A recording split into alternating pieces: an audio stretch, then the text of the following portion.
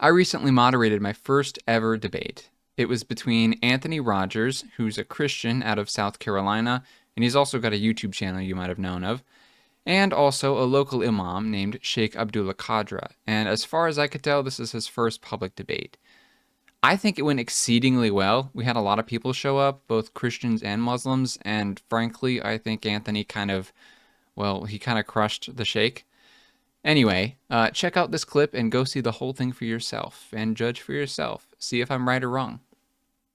God does not change. God eternal. Change is one of the signs of created things, of things that are needy, of things that are not perfect. Only those things that are not perfect, they need change, right? God never changes, and it's mentioned in the Bible. God never changes. So that's just an example. The scholars of the Islamic theology, they mention a lot of these examples, like, can you make a squared circle? A squared circle. Impossible. The square is something different from the circle, right? Now, can you make the circle into a square? Okay, there is a way. But can you make a squared circle? That's rationally impossible. He says that God, to be truly God, cannot change. But notice, Allah had to go from at one time not having another object to love to eventually loving another object. He had to create the world for that.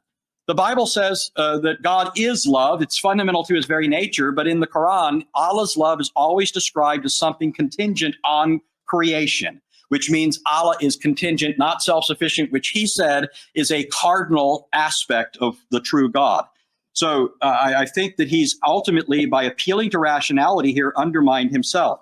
Sheikh Hamza Yusuf, for example, in his book on the creed of Imam al-Tahawi, an Ash'ari creed, he tells us that the Mu'tazili accused the Ash'ari Sunni theologians of being polytheists for affirming that Allah has a plurality of attributes, hypostatic attributes that are distinguishable from Allah's essence.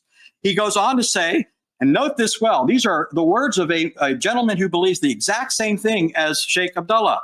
He goes on to say in his book on page 13, that the Orthodox Sunni Muslims who affirmed that Allah was one, but then turned around and said he had a plurality of attributes, he said they were showing that true theology is paradoxical, inescapably. And then here's the words. He says, true theology is to a certain degree the squaring of a circle in an enlightened mind.